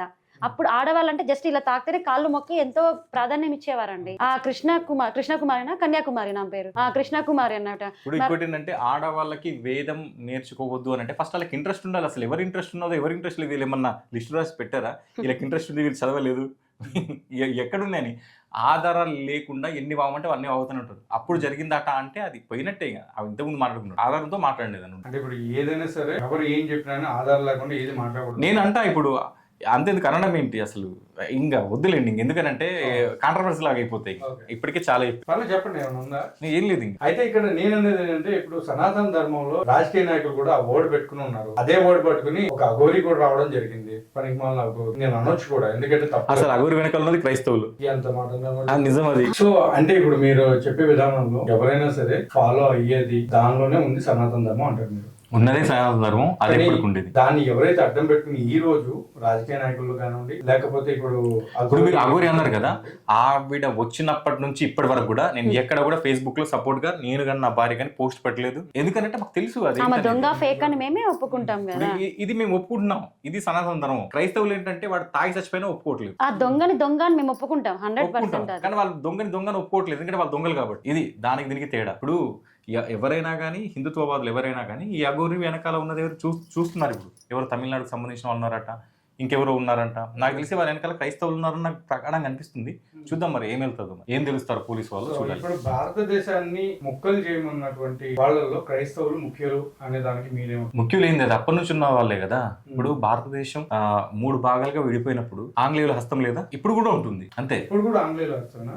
ఆంగ్లేయులు అంటే ఈ క్రైస్తవులు మొత్తం ఆంగ్లేయానికి సంబంధించిన వాళ్ళు. ఎందుకు వాళ్ళు భారత మాతకి చేయనరు, ఇజ్రాయెల్ మాత్రం నా మొగుడు అంటారు. అంటే ఇజ్రాయెల్ అంటే యేసు అక్కడ పుట్టాడు కాబట్టి యేసే నా ప్రియుడు మొగుడు, ఇజ్రాయెల్ మొగుడు అవుతాడు. కానీ భారతదేశం మాత్రం మాత అవ్వదు. వాళ్ళు మీరు మాట్లాడేది ఓల్డ్ గారి గురించి. వాళ్ళు ఎవరైనా అంతే అంటారు కదా, యేసు నా ప్రియుడు. అప్పుడే పొద్దున తండ్రి అవుతాడు, రాత్రి మొగుడు అవుతాడు. అంటే వాళ్ళు చెప్పేటువంటి పాడేటువంటి విషయాల్లో కూడా యేసుని దారుణంగా వాడుతున్నారని మీరు మాట్లాడుతున్నారు. వాడుకుంటారు వాళ్ళకి పాపం. మళ్ళీ తర్వాత వాడుకో అది కూడా వచ్చింది కాబట్టి రాధమనోహర్ సాంగ్ గారు చాలా బాగా పాడతారు. ముందే నువ్వు వాడుకో అని పాడతాడు కదా. కొన్ని విషయాలు ఉన్నాయండి సనాతన ధర్మంలో ఇప్పటికీ కూడా చెక్కు చెదరకుండా ఉన్నది ఏదైనా ఉందంటే అది ఏమని మీకు చెప్పగలుగుతారు? చెక్కు చెదరకుండా ఉంది మన ఆచార వ్యవహారాలు సాంప్రదాయాలు ఇప్పటికి కూడా చెక్కు చెదరకుండా ఉన్నాయి. రాముడు ఎప్పుడైతే అప్పుడు పండుగలు చేసుకుంటున్నాడో మనం ఇప్పటికి అవే పండుగలు చేసుకుంటాం. అంటే రామనవమి మళ్ళీ రాముడు చేసుకుంటారా అని అడిగే విధవులు కింద ఉండొచ్చు. ఎందుకంటే రాముడు శివుడిని ఆరాధించినట్టు ఇక్కడ మన రామేశ్వరం కూడా చెప్తుంది. అంటే అప్పటి పండుగలు అప్పటి సాంప్రదాయాలు ఇప్పటికి కూడా కంటిన్యూటీ అవుతూనే ఉన్నాయి. అయితే ఇప్పుడు రాముడు గురించి మాట్లాడినటువంటి ఎవరైతే కొంతమంది ఉన్నారో వాళ్ళ గురించి ఎవరు అన్నారు కదా, రాముడు నా భావన బామర్తని ఎవరన్నారంటే నేను ఇందాక చెప్పాను వాడి పేరు ఎర్రప్ప అలియాస్ అజయ్ బాబు. ఓకే, అతను ఏమన్నాడంటే నేను జై శ్రీరామ్ అన్నాను, ఇక్కడే అన్నాడా మీ ఛానల్లోనే అన్నాడా, నేను జై శ్రీరామ్ అన్నాను, జై శ్రీరామ్ అంటే వాడు నా భావన్న అయి ఉండాలి, నా బామర్దన్న అయి ఉండాలి అని చెప్పాడు. దానికి మీరు ఏమైనా చెప్పారు ఆన్సర్? నేనైతే ఆల్రెడీ రెడ్ టీవీలో చెప్పు చూపించి చెప్పాను వాడికి. ఓకే, వాడికి ఇంకా బుద్ధి సిగ్గు శరం రావట్లేదు. అక్కడైతే చెప్పు చూపించి మాత్రమే చెప్పానండి. వాడు ఎదురుకొస్తే కొట్టి మరీ సమాధానం చెప్తాను, అప్పుడు అర్థమవుతుంది రాముడు ఎవరు అని. వాడికి షార్ట్ ఫిలిం చేయడు, ఇక వాడు చెయ్యడు. అజయ్ బాబు కూడా జోహార్ శ్రీరామ అని సినిమా షార్ట్ ఫిలిం తీస్తా అని చెప్పేది వాడు తీయడు. తీస్తే తన్నడమే. మన హిందువులందరూ కూడా ముందుకు వస్తారు ఈ విషయంపై. చచ్చిపోయిన వాడిని మాత్రము మొక్కుతున్నాడు వాడు, రాముని మాత్రం జోహార్ శ్రీరామ అంటాడు. వాడు ఆల్రెడీ జైల్లో గుండు కొట్టి కూర్చోబెట్టారు, అయినా వాడికి బుద్ధి రావట్లేదు. వాడే చెప్తున్నాడు అండి. ఒకసారి ఆ బైబిల్ ఇయ్యరా అండి. కానీ నాకు ఒక విషయం నాకు నచ్చలేదండి. ఇది ఒకటి ఎందుకంటే అడ్డుపడుతుంది అనుకోవద్దు. ప్యారడైజ్ అనే సినిమాలో నానిగాడు ఇట్లా తీసి సంజా కొడుకు అని రాసుకుంటాడు. ఆ బిరుదు పోలీసు వాళ్ళు వీడికి ఇచ్చారు, ఎర్రప్ప సంజా కొడుకు అని. తెలుసా మీకు విషయం? వాడే చెప్పుకుంటున్నాడు ఇంకొకటి సంజా కొడుకు అన్నారని చెప్పి. బైబిల్ పట్టుకొని వాడు చెప్తాడు ఒకటి, జైలు నుంచి బయటకు వచ్చిన తర్వాత ఈ బైబిల్ని పట్టుకొని ఈ బైబిల్ని ఏమన్నారట, లా పుస్తకము అన్నారట. అంటున్నారు అని చెప్పట్లేడు, ఇలా అన్నారండి అని వాడి బైబిల్ని వాడే చెప్పుకుంటున్నాడండి. వాడి బైబిల్ని ఎవరో అన్నారని అక్కడ చెప్పట్లేదు. మీకు కావాలంటే నేను పంపిస్తాను క్లిప్. ఈ బైబిల్ లా పుస్తకము అన్నారు, బొకడా బైబిల్ అన్నారు అని క్లియర్ గా చెప్తున్నాడు. దీన్ని పట్టుకొని వాడే నిజాలు ఒప్పుకుంటున్నాడు. మేము చెప్పాలి లేకపోతే ఇంకొకరు చెప్పాల్సిన అవసరం లేదు. ఇది పుస్తకమే అండి, వాడి పుస్తకాన్ని వాడే చెప్పుకుంటున్నాడు, నేను వచ్చి చెప్పాల్సిన అవసరం లేదు. కానీ దాన్ని వాళ్ళు సువార్త పరిశుద్ధ గ్రంథం అంటారు. అయ్యో, నేను ఆల్రెడీ చాలా వీడియోస్ లో చెప్పి అలసిపోయానండి. ఆ పరిశుద్ధ గ్రంథం కాదు, అపరిశుద్ధ గ్రంథం రా అని. అయినా వాళ్ళకి ఇంకా అర్థమై చావట్లేదు. మా సార్ దీని గురించి ఒక వీడియో తీశాడు, తలుకు బెలుకు రాళ్ళు తట్టడేలా అని. అంటే దీంట్లో అన్ని ఏంటి, రాళ్ళు, తలుకు బెలుకు రాళ్ళు తట్టడేలా. ఇది మీరే చెప్పండి, బాగుంటది. తలుకు బెలుకు రాళ్ళు తట్టెడేలా, ఇది సామెతలు కీర్తనలు ఇవన్నీ ఏంటంటే తలుకు బెలుకు రాళ్ళ లాంటివి. తట్టెడేలా చదువ పద్య మరియా నీకే మరియా చూస్తున్నావు మరియా, చదువ పద్య మరియా చాలదా ఒక్క భగవద్గీత శ్లోకమైన స్వదాభిరామ వినరా తోమ. ఇప్పుడు నేను అనేది ఏంటంటే, ఇప్పుడు బైబుల్లో మీరు అన్నారు బైబుల్ అనేది అసలు కాదు, ఇది అసత్య బుక్ అని మీరు మాట్లాడుతున్నారు. అందులో కూడా చాలా వరకు అన్ని మంచి విషయాలే ఉన్నాయి. దేవుడే కాదంటే మళ్ళీ మీరు దేవుడు అంటాడు ఏంటండి? తల్లిదండ్రులను ప్రేమించమని, పొరుగువారిని ప్రేమించమని, ఇవన్నీ కూడా ఉన్నాయి కదా. వాటి గురించి ఒకటి ఫస్ట్ ఒకటి చెప్పారు, అది చెప్పండి. తల్లిదండ్రులు ప్రేమించండి. మీరు అన్న ఆ ఎర్రి పప్ప కానీ తీసుకొచ్చి వాళ్ళ తల్లికి తండ్రి కాళ్ళు మొక్కమని చాలు, నేను వేరేది ఏం చెప్పట్లేదు. తల్లిదండ్రులకి సన్మానింపు మన అందులో ఉంది. వాడు కాళ్ళు మొక్కమని. ఇప్పుడు భార్య భర్త పెళ్ళైన తర్వాత ఏం చేస్తారు? తల్లిదండ్రులకి కాళ్ళు మొక్కుతా, వాడు మొక్కమనండి. సరే, ఆడు భర్త కదా, వాళ్ళ భార్య కదా, పోనీ ఆడి భార్య ఆడి కాళ్ళు మొక్కుతుందా? ఫస్ట్ భర్త కాళ్ళు మొక్కమని చెప్పండి. నిన్ను వల్ల నీ పొరుగు వారిని ప్రేమించండి. నా పొరుగున క్రిస్టియన్స్ ఉన్నారు, నేను పొద్దున్న లేసి భగవద్గీత శ్లోకాలు ఇంట్లో పెట్టుకుంటాను, హనుమాన్ చాలీసా మా ఇంట్లో పెట్టుకుంటాను. వాడు సౌండ్ వస్తుంది నా ఇంటికి గొడవకు వస్తాడా రాడా? అంతెందుకంటే దీపాలు పెట్టుకుంటే కాళ్ళతో దాన్ని ఎదుర్కొన్న క్రిస్టియన్స్. నిన్ను వల్ల నీ పొరుగు వారిని ప్రేమించండి. వాడు వాక్యం పాటించాడా ఫస్ట్? ఇంకా అక్కడ మంచిని మీకు కనిపిస్తుంది. వాడు పాటించిన తర్వాత అడగాలి అది మంచి అని, ఎదురు కనబడుతుంది అది చెడు అని. అంటే బైబిల్ బుక్ లో ఎన్నెన్ని ఉంటాయి, రూల్స్ ఉంటాయి, కానీ మేము రూల్స్ పాటించాం. రూల్స్ పెట్టడం పాటించి మాత్రం ఏం కాదంటారు. క్రైస్తవ సమ్మేళనం అని చెప్పి ఒక మీటింగ్ జరిగింది, అది మీకు తెలిసే ఉంటుంది. నీకు తెలుసా? ఎక్కడ? హరిహరభవన్లో సికింద్రాబాద్. తెలియదండి. సో అందులో చెప్పిందల్లో ఒకటే, క్రైస్తవులందరూ ఏకం కావాలి అని మాట్లాడుతారు. ఇప్పుడు మరి అలా చూసుకుంటే హిందుత్వం గురించి మాట్లాడే వాళ్ళు చాలా మంది కూడా క్రైస్తవ మతాన్ని కించపరిచినట్టు మాట్లాడడం అనేది ఎంతవరకు కరెక్ట్? ఫస్ట్ లోనే చెప్పాను, ఎక్కడ కించపరచట్లేదండి, ఉన్న నిజాలు చెప్పాము అని. మీకు అర్థమైందా? ఇప్పుడు మీరు అడిగారు బైబిల్లో మంచి వాక్యం ఉందండి, తల్లిదండ్రులు గౌరవించాలి, సన్మానించాలి. వాడు కాళ్ళే మొక్కడు, గౌరవం ఎక్కడి? కన్న తల్లి అంటే మనకి జన్మనిచ్చిన అమ్మ నాన్నని మనం కాళ్ళు మొక్కుతాం. మన సనాతన ధర్మం నేర్పించింది అది. ఫస్ట్ తల్లిదండ్రులు, గురువులు, దాని తర్వాతనే గురువు దేవుడు వస్తాడు మనకి. అట్లాంటి మా తల్లిదండ్రులకి వాడు కాళ్ళు మొక్కడు. ఓకే, ఇంకొకటి ఏం చెప్పారు, వాళ్ళు మొక్కట్లేదు అని చెప్పడము కించపరిచినట్ట. నిజాలు చెప్పాము అక్కడ. ఇప్పుడు మేము మొక్కుతాం రయ్యా, మేము మొక్కుతాము, మా ధర్మంలో ఇది ఉంది, నువ్వు మొక్కట్లేదు అని చెప్పడము కించపరిచినట్ట. మా బైబిల్లో మేము మొక్కము, యేసుకొక్కడికే మొక్కుతాం, ఆడ మొగ్గకే మొక్కుతాం అంటే. ఇప్పుడు సన్మానించడం అంటే సాల్వా కప్పి ఫ్లవర్ బుక్ ఇవ్వడమా వాళ్ళ దృష్టిలో? మరి ఫ్లవర్ బుక్ ఇవ్వడమా? సన్మానించడం అంటే తల్లిదండ్రులు సన్మానింపు అని అంటే నేనేమంటున్నానంటే, మేము సన్మానించడం ఏంటి అని అంటే కాళ్ళు మొక్కి వాళ్ళని ఒక దేవుళ్ళగా చూసుకోవడం తల్లిదండ్రులని. అందుకే కదా మనము మాతృదేవ భవాని కూడా అని చెప్తారు. అందుకే ఎడారి మతం వచ్చిన తర్వాత ఓల్డ్ ఏజ్ హోమ్లు పెరిగాయి, అదొకటి తీసుకొచ్చింది mother Teresa. Old age home లో పెరగడానికి కారణము వాళ్ళే, అది ఈ కల్చర్ వల్ల. అంతకుముందు చిన్న మాట ఏంటంటే, ఇప్పుడు అలా చూసుకుంటే చాలా మంది హిందూస్ లో కూడా చాలా మంది తల్లిదండ్రులని చాలా కొట్టడాలు, ఆస్తుల గురించి వీళ్ళని కొట్టే విధానాలు కూడా చూస్తున్నాం. మరి అలాంటి టైంలో మీరు ఎప్పుడైనా కానీ వాళ్ళని ఖండించడం జరిగిందా? మాకు కనిపిస్తే ఖచ్చితంగా అది ఎవరైనా సరే. ఇప్పటివరకు వీడియోస్ లో కూడా చాలా చూసాం కదా, అది ఖండిస్తామండి. తండ్రిని ఒక కొడుకు ఆ ఇంట్లో నుంచి వెళ్ళట్లేదు, లేకపోతే అది ఆస్తి ఆయన పేరు మీద రాయట్లేదు అని చెప్పి, ఆ ఇల్లు రాయట్లేదు అని చెప్పి, అసలు మనోడు ఏదో బాక్సింగ్ ఏదో నేర్చుకున్నాడు, కిక్ బాక్సింగ్, అది తండ్రి మీద ప్రయోగిస్తాడు. అది తల్లిదండ్రులు ఫస్ట్ ఆఫ్ ఆల్ అతనికి ఎథిక్స్ నేర్పకపోవడం. దీని వెనకాల రకరకాలుగా కారణాలు ఉంటాయి. దాంట్లో ఖచ్చితంగా క్రైస్తవ్యం కూడా ఉంటుంది.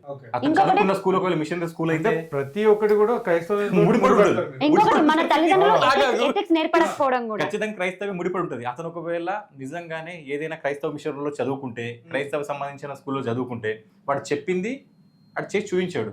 అప్పుడు హైందవం ఎక్కడుందని, సనాతన ధర్మం ఎక్కడుందని. అదే గురుకులాల్లో చదివి ఉంటే మొదటి నుంచి ఏం చెప్తారు? తల్లిదండ్రులకు కాళ్ళు మొక్కాలి, గురువులకు కాళ్ళు మొక్కాలి, వాళ్ళని దేవుళ్ళగా చూసుకోవాలి. కాబట్టి ఇదంతా క్రైస్తవ విష ప్రచారం అతని బీజంలో నాటుకుపోయింది అతని యొక్క తలలో. ఓకే, నేను ఒకటి క్వశ్చన్ వేస్తున్నాను. మీకు పిల్లలు ఉన్నారండి? ఉన్నారు. మీ పిల్లల్ని గురుకులంలో చదివిస్తున్నారు ఇప్పుడు? లేదు, ఇప్పుడు ఆల్రెడీ వాడికి 10 years తర్వాత తీసుకుంటామని చెప్పి ఆల్రెడీ ప్లాన్ చేశారు. మా దగ్గరే, బాసర్ దగ్గరే. నేను ఆల్రెడీ దాని గురించి కూడా వీడియో చెప్పాను. అక్కడ కుల మతాలకి అతీతంగా, సారీ మతాలకు కాదండి, కులాలకు అతీతంగా వాడు క్రిస్టియన్ కూడా నేర్పిస్తానని చెప్పారు వాళ్ళు. అడిగాను నేను, మరి మీ దగ్గరికి ఏ ఎదవలైన క్రిస్టియన్స్ వచ్చి నిజంగా మాకు ఇక్కడ వేదం నేర్పిన డౌట్ వాళ్ళకు ఉంటుంది కదా, మరి పాస్టర్స్ ఎవరైనా వచ్చి వేదం నేర్పిస్తారంటే నేర్పిస్తామండి అని చెప్పారు. అయితే అడిగాము, 10 years తర్వాతనే తీసుకుంటామని చెప్పారు. మా బాబుకి 9 తర్వాత ఇస్తాం. బాసర్లో ఏంటంటే వేద వేద పాఠశాల పాఠశాల ఉంది. అక్కడ ఏ క్యాస్ట్ వారైనా వేదం నేర్చుకోవచ్చు. ఇది డైరెక్ట్ అక్కడే మొత్తం అంతా కూడా ఇంకా వాళ్ళే అకామిడేషన్ అన్ని వాళ్ళే చూసుకుంటారు. పిల్లలకి ఏంటంటే ఇంగ్లీష్ మీడియంతో పాటు అటు వేదాలు అవన్నీ నేర్పిస్తూ ఒక చక్కగా పెంచుతారన్నమాట. ఒక విలువలతో ఇంకొకటి కూడిన ఏంటంటే విద్య చిన్నప్పటి అందిస్తారు. నుంచి కూడా ఈవెన్ అంటే మా పిల్లల్ని గొప్పగా చెప్పుకోవట్లేదు, వాళ్ళు ఒక ఎథిక్స్ ఒక విలువలతోటి ధర్మం అంటే ఏంటి, అలాగే పరమతం మన మీద ఎలా దాడి చేస్తుందో వివరించుకుంటా వచ్చామండి. మా పిల్లలు ఇద్దరు కూడా హనుమాన్ చాలీసా కానీ భగవద్గీత కానీ దాన్ని వివరించడం కూడా జరుగుతుంది మా పాప. ఓకే. అంటే కొన్ని వీడియోస్ కూడా ఉన్నాయి మా పాప కూడా మా ఛానల్లో చూడొచ్చు. 10 years నుంచి స్టార్ట్ పాప. ఆడపిల్లలైనా మా పిల్లలైనా ఎవరైనా జాయిన్ అవుతే ఓన్లీ ఎవరైనా జాయిన్ అవ్వచ్చు. అంటే ఇప్పుడు మీరు చెప్పేది ఏంటంటే వేద పాఠశాలలు అనేది మాత్రమే తల్లిదండ్రుల విలువలు కానివ్వండి, శిశు మందిర్లు కూడా మానవత్వపు విలువల గురించి మాట్లాడుతారు. శిశు మందిర్ స్కూల్స్ కూడా. అంతే, ఎందుకంటే ఇప్పటి స్కూళ్ళలో చాలా స్కూళ్ళల్లో ఏంటంటే ఆ మెంటాలిటీ మారినా ఏమో తెలియదు కానీ ఫ్యామిలీ ఎవరు అని అంటే అమ్మ, నాన్న, లేదంటే నా తమ్ముడు, నా అక్క, అంతే. మరి అమ్మమ్మ, తాతయ్య, నానమ్మ వాళ్ళ పేరు చెప్పట్లేదు, ఎందుకంటే వాళ్ళకు దగ్గర ఉంది, వీళ్ళకు దగ్గర ఉన్నారు. చూసారు కదా, ఇదంతా ఏంటంటే ఒకప్పుడు ఉమ్మడి కుటుంబాలు ఉండేటివి, ఇప్పుడు లేవు. అంటే స్కూల్లో కూడా ఎస్పెషల్లీ ఏం చెప్తారు, మీ ఫ్యామిలీ అంటే మీ అమ్మ, నాన్న, మీ అక్క లేదా మీ తమ్ముడు, నువ్వు, ఇంతే ఫ్యామిలీ అని చెప్తున్నారు. స్కూల్లో చెప్పింది ఇప్పుడు మనం 10 సార్లు వాడికి చెప్పినప్పుడు అదే నాటుకుపోతే ఇంట్లో నువ్వు చెప్పింది ఉండదు కదా. నువ్వు ఏదైనా అక్కడ ఆన్సర్ రాంగ్ చెప్పావు అనుకో, మేడం చెప్పింది రాంగ్ ఉంటుంది, స్పెల్లింగ్ మిస్టేక్, మనం అది కరెక్షన్ చేద్దామంటే లేదు మా మేడం ఇట్లానే చెప్పింది, ఇదే కరెక్ట్ అంటాడు వాడు. మరి ఇప్పుడు సనాతన ధర్మం గురించి మాట్లాడుతున్నప్పుడు ఒక క్రిస్టియన్ అతని పని అతను చేసుకుంటూ ఫ్యామిలీకి పంచుకుంటూ ఎక్కడో వెళ్ళిపోతున్నాడు. సో అలాంటి అతన్ని పట్టుకుని అతని చేత్తోనే అవన్నీ చింపిపించి అతన్ని కొట్టారా కొట్టలేదు కూడా పక్క పెడవాలి, ఓన్లీ కొట్టడం పక్క పెడదాం. అతని తోటి తర్వాత క్షమాపణ చెప్పించి బొట్టు పెట్టి ఇవన్నీ చేయడం తప్పు, చేసేమని అనిపించడం ఎంతవరకు కరెక్ట్ అంటారు? ఒకటి జరిగిందంట జరగలేదంట. ఇప్పుడు నేను ఇంతకు ముందే చెప్పాను, కొట్టితే కొట్టించుకోవాలి, ఉమ్ముతే ఉమ్మిపించుకోవాలని. అరే నీ దేవుడి గురించి కొట్టించుకో, బొట్టు ఎందుకు పెట్టించుకున్నావు నువ్వు అంటే నీకు ఏసు మీద 1 side లవ్ అయినా 2 side లేదన్నమాట, ఏసుకు నీ మీద. లేకుంటే నీకు ఏసు మీద లేదేమో. మరి నువ్వు అక్కడ కొట్టించుకోలేదు, నువ్వు కొట్టించుకో, చచ్చిపో. బైబిల్ అదే చెప్తుంది, నా కోసం ఎవడైతే ఇక్కడ ప్రాణం విడుస్తాడో వాడికి పరలోకంలో నేను సీట్ ఖాయం చేసేస్తా ఫస్ట్ ఒక రోలో. రిజర్వేషన్ ఉంది అక్కడ. అరే అంటే ఆడు బొట్టు పట్టించుకుంటే క్రైస్తవుడు కూడా కాదు, హిందువు కాబట్టి వాడు పెట్టించుకున్నాడు, హిందువు కాబట్టి వాడు చింపాడు. వాళ్ళ తాత ముత్తాతలు అందరూ వాడి మీద ఆవహిస్తారు అనమాట. ఆవహించి వాడికి తెలియకుండా వాడు చింపేస్తాడు. 2 దెబ్బలు కొట్టాను, అబ్బా కొట్టకండి ప్లీజ్ బొట్టు పెట్టుకుంటాడు, అయిపోయా. ఇంకా అక్కడ తప్పేముంది, అదనే ఒప్పేసుకున్నాడు కదా తప్పని చెప్పి. ఒప్పుకోకపోతే నిజంగా వాడికి క్రిస్టియన్ యేసు మీద వాడికి నమ్మకం ఉంటే నన్ను ఇక్కడే చంపేయండి అనాలి. వాడు అనలేదంటే క్రిస్టియన్ కాదు. ఇంకా ఇప్పుడు చాలా మంది కొంతమంది క్రిస్టియన్స్ బైబిల్లో ఉన్న విధంగా నేను ప్రపంచానికి నా దేవుడి గురించి చెప్తున్నాను, అలాగే ప్రతి వీధిలో కూడా నా దేవుడి గురించి చెప్పాలి కాబట్టి మైక్ పెట్టుకుని అందరికి బైబిల్ గ్రంథం గురించి నేను చెప్పడం జరుగుతుంది. దాన్ని వీళ్ళు అడ్డుకుని ఈ విధంగా మాటలు మాట్లాడడం ఎంతవరకు కరెక్ట్? రాజ్యాంగంలో ఉన్నటువంటి హక్కుని వీళ్ళు కాలు రాయడం ఎంతవరకు కరెక్ట్? ఎవరు కాలు రాయడం? ఇతనికి ఒకటి బైబిల్ అండ్ రాజ్యాంగం రెండిట్లో ఏదో ఒకటి చూపించండి. నీకు రాజ్యాంగం కావాలా బైబిల్ కావాలి, వాడు ఖచ్చితంగా బైబిల్ చూస్ చేసుకుంటాడు. మరి రాజ్యాంగం ఎందుకు అంటాడు మళ్ళీ అంటే వీడికి ఏదైనా ఆపద వచ్చినప్పుడు రాజ్యాంగము, ఆపద లేనప్పుడు మాత్రం బైబిల్. వాడు మాత్రం 2 రకాలుగా ఆడొచ్చు, మేము మాత్రం వాడు పంచితే అది అడ్డుకోవడం తప్పు ఎట్లా అవుతుంది? అంటే ఇప్పుడు వాళ్ళు మాత్రం బైబిల్ మాత్రం గట్టిగా ఫాలో అవుతున్నారు కానీ రాజ్యాంగాన్ని ఎట్టి పరిస్థితుల్లో ఫాలో కారు, బైబిల్ కూడా ఫాలో కారు. ఇది నిజంగా ఏ క్రైస్తవుని మీరు కావాలంటే ఇక్కడికి కూర్చోబెట్టండి, నేను రియల్ గా మాట్లాడుతున్నా, నీకు బైబిల్ తీసుకొస్తాను నేను, వాడు నిజంగా బైబిల్ ఫాలో అవుతాడో చూద్దాం. జంతువుకి గడ్డి, వీడికి బైబిల్ ఆపుటకు మాత్రం, అంతే, అంతకు మించి ఇంకేం లేదు. ఏ పాస్టర్స్ అయినా మీరు తీసుకొస్తుంటే తీసుకురమ్మని చెప్పండి, డిబేట్ కి కూర్చుందాం, వాడు నిజంగా బైబిల్ పాటిస్తాడా ఫస్ట్ క్వశ్చన్, అంతే. మీరు ఆ విధంగా చేయగలుగుతారా? డిబేట్లు రెడీ 100% పక్కన ఫస్ట్ ధైర్యం ఉందేమో అడగండి, వాళ్ళకి ధైర్యం ఉందేమో అడగండి. వాళ్ళకి ధైర్యం ఉందా లేదు? ఇంకోటి ఏంటంటే అలా ధైర్యం పక్కన పెడితే ఏంటంటే వాళ్ళ పూర్వజన్మ కర్మలు కొన్ని కాలిన తర్వాత నా దగ్గరకు వస్తారు, అప్పటిదాకా రావాలి. అమ్మో నన్ను చూడాలంటే మామూలుది కాదు, నిజం చెప్తున్నా ఇది. ఎవరైనా పాస్టర్స్ వింటే మీ పూర్వజన్మల కర్మలు నా మాటలు మీరు ఇప్పటి వరకు విన్నారు అని అంటే కొంచెం కాలిపోయి ఉంటాయి, ఇంకొంచెం కావాలి అని అంటే నా నామం తలుచుకోండి నరేష్, ఓకే, అప్పుడు మీ ఇంకా కాలిపోతాయి. ఇది అంటే ఇప్పుడు మిమ్మల్ని తలుచుకుంటే మాత్రం వాళ్ళకి అన్ని కూడా కనిపించేస్తాయి, కొంచెం కర్మలు కాలిపోతాయి, కొంచెం పాపకర్మలు కొన్ని, అందుకే ఆ పాప జీవితం అనుభవిస్తున్నారు. పాపిని పాపిని పాపిని అని అంటే వాళ్ళు పాపి నుంచి బయటకు వచ్చిన తర్వాత వాళ్ళు క్రిస్టియన్ అవుతారు కదా. మరి అలాంటప్పుడు ప్రభు అనే పాపి నేను ఎందుకు మళ్ళీ ప్రార్థన చేయడం? పాపి అనుకుంటే ఏ పాస్టర్ కానీ ఏ క్రిస్టియన్ ప్రార్థన చేస్తారేమో అడగండి. ఒక వాళ్ళ ప్రార్థనలో ప్రభు నేను పాపి నిన్ను క్షమించు, అమ్మ నేను ఎన్నిసార్లు క్షమించాలరా, నీ అమ్మ నేను పరలోకం నుంచి చచ్చిపోతున్నారా ఎందుకు క్షమించడానికి? ఆడ ఎన్నిసార్లు క్షమిస్తాడు, వీడు రోజు పాపి అంటాడు, అరే మళ్ళీ స్టార్ట్ చేసినావరా అనుకుంటాడు. ఆడ ఒకవేళ ఉండాడు అక్కడ ఎందుకు పాపం అంటారు తెలుసా మీకు? ఎందుకు వాడు చేసేది పాప పనులు కాబట్టి వాడు పాపి పాపి పాపి అనుకుంటాడు. అందుకే తను కరెక్ట్ చెప్పింది, బైబిల్ వాళ్ళు ఫాలో అవ్వరు కాబట్టి ఖచ్చితంగా మళ్ళీ సాయంత్రం పూట మొరబెట్టుకుంటారు. బైబుల్ అనేది పక్కన పెడితే ఇప్పుడు ఒక్కసారి బ్యాప్టిజం తీసుకున్నారంటే వాళ్ళ పాపాలని క్షమించబడతాయి కదా కదా, మరి ఎందుకు మరి పాపి నేను మళ్ళీ ప్రార్థన చేసుకోవడం నేను అడుగుతున్నా.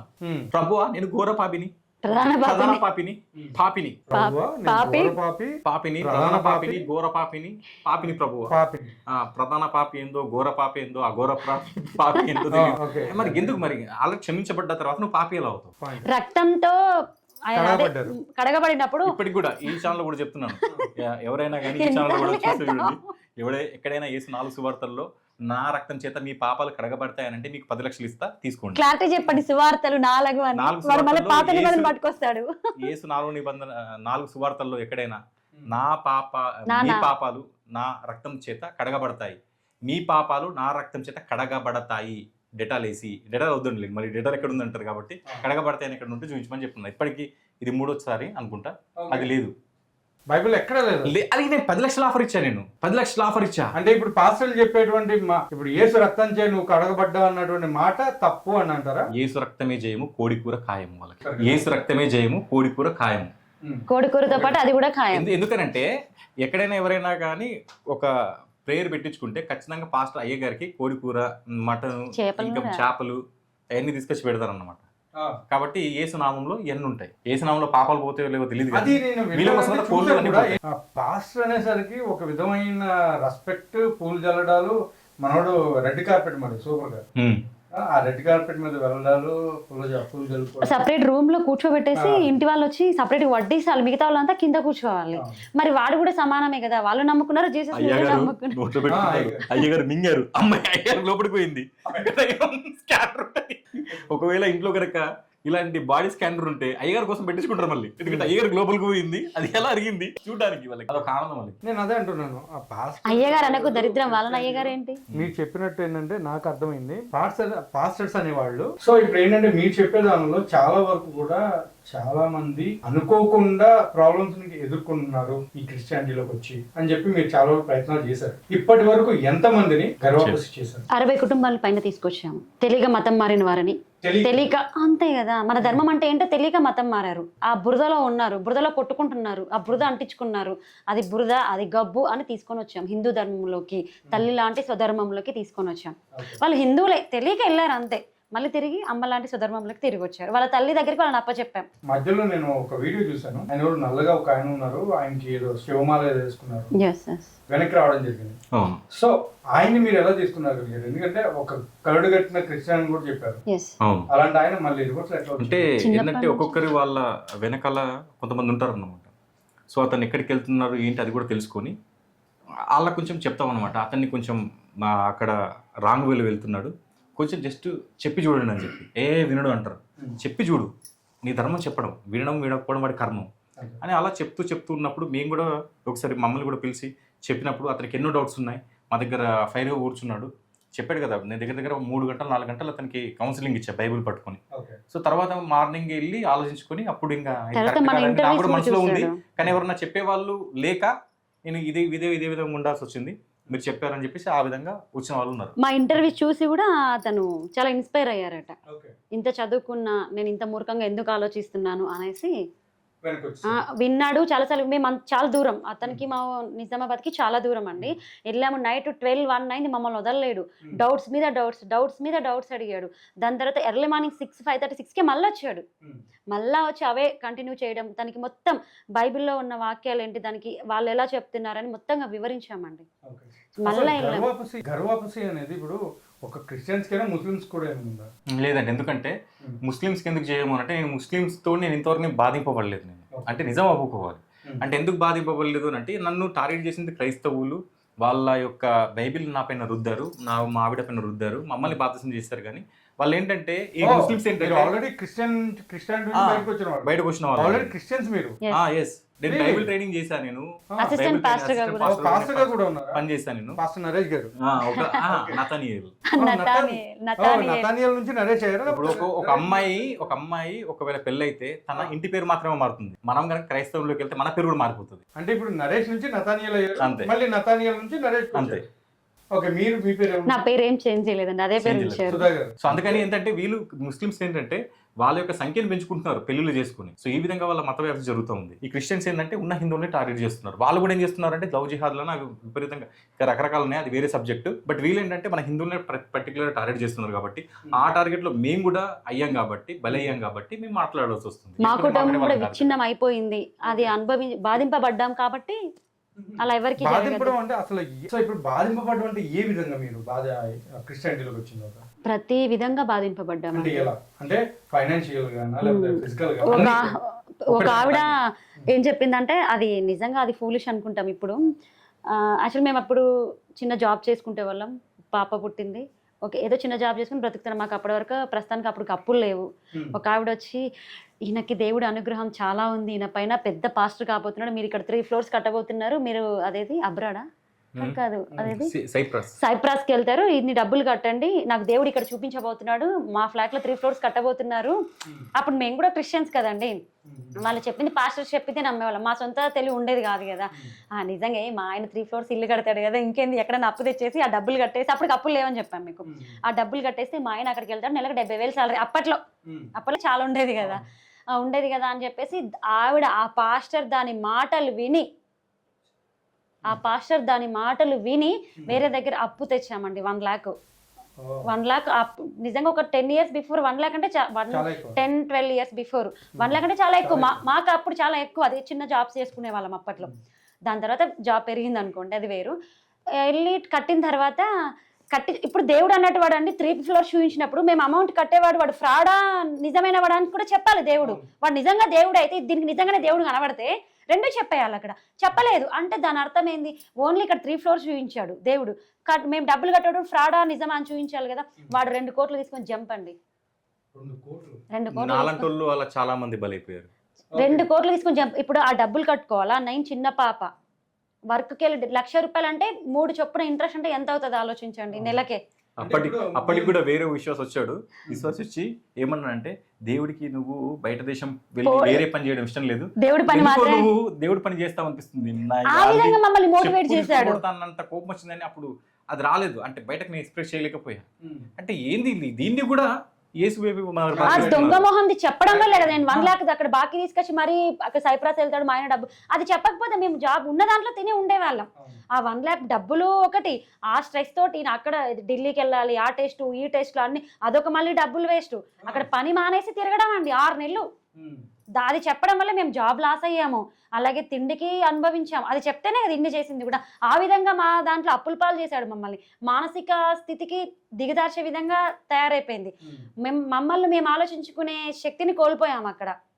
ఆ టైంలో కూడా పాస్టర్ వచ్చి ఏం చెప్పాను కదా, ఇప్పుడు మేము దేవుడు ఈ విధంగా వాడుకోబోతున్నాడు, దైవ సేవలో వాడుకోబోతున్నాడు, పెద్ద సభలు పెట్టి నువ్వు అక్కడ పెద్ద పాస్టర్ అయిపోతున్నావు, టచ్ మీ అంటే అందరు పడిపోయే విధంగా తయారు చేస్తున్నాడు నిన్ను దేవుడు.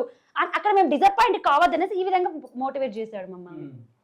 అయితే ఇప్పుడు మీరు పాస్టర్ గా ఉన్నప్పుడు అసిస్టెంట్ అండి, అసిస్టెంట్ పాస్టర్ చేశారా పాస్టర్ దగ్గర? అంటే కానీ పాస్టర్ కాలే ఇంకా లేదు, కానీ బైబిల్ ట్రైనింగ్ వెళ్ళొచ్చు. వెళ్ళారు ఇక్కడే. ఓకే, వెళ్ళేసి వచ్చిన తర్వాత ఇప్పుడు ఈ ఇన్సిడెంట్లన్నీ జరిగినాయి. ఓకే, అంటే ఇప్పుడు ఇది ఎవరు చేపించారని మీకు అప్పుడు తర్వాత పాస్టర్ల వైపు నుంచి ఉంది తర్వాత తెలిసింది ఏంటంటే తనే ఒక ఏజెంట్ ని పెట్టుకున్నది అనేది కూడా వినిపించింది. బట్ మా దగ్గర ఆధారం లేవు కాబట్టి మాట్లాడలేకపోయాం. ఇప్పుడు తిరిగి వచ్చిన తర్వాత కూడా అదే పాస్టర్ మా మీద కక్ష పెట్టి కేసులు కూడా పెట్టిస్తుంది. ఇప్పటికి నేను 10 రోజుల నుంచి ఎందుకు వీడియోలు పెట్టట్లేదంటే కేసులు కూడా తిరుగుతున్నాను. దానికి ఉంటది, మామూలుగా ఉండదు కానీ టైం ఉంది. అది చూసినా పర్లేదు, ఈ వీడియో మామూలుగా ఉండదు దానికి మాత్రం. అంటే మీరు చాలా వరకు స్ట్రెస్ ఇది ఒక చిన్న ఎగ్జాంపుల్ అండి, దీని తర్వాత చాలా ఫేస్ చేసాము. ఒక పార్ట్ చెప్పింది మీకు అంతే, ఇంకా నేను చాలా ఇది ఒక చిన్నదే కొంచెమే, అందులో చాలా అనుభవించాము. అంటే అసలు అంటే నాకేంటంటే షార్ట్ కట్ లో అసలు ఏం జరిగింది ఇది షార్ట్ కట్ లో చెప్పడం కుదరదండి, ఎన్నో వీడియోలో చెప్పాము. అలా ఇంటర్వ్యూ ఒకసారి తీసుకుందాం తప్పకుండా. అయితే నేను మీతో మళ్ళీ ఇంకొక ఇంటర్వ్యూ చేస్తున్నాను.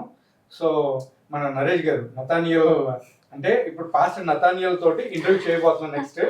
అండ్ సుధా గారు అంటే అమ్మగారు అన్నమాట. నేను వెళ్ళేదాన్ని కాదు. సో వీళ్ళిద్దరితో మళ్ళీ ఇంకొక ఇంటర్వ్యూలో తప్పకుండా కలుద్దాం. ఆ రోజు అసలు ఏం జరిగింది క్రిస్టియానిటీలోకి వచ్చిన తర్వాత అనేది డైరెక్ట్ వాళ్ళని అడిగి తెలుసుకుందాం. అప్పటి వరకు చాలా థ్యాంక్స్ అండి. ఓకేనండి. And thank you so much for coming to Aira media. ఓకేనండి, ధన్యవాదాలు. జై శ్రీరామ్. జై శ్రీ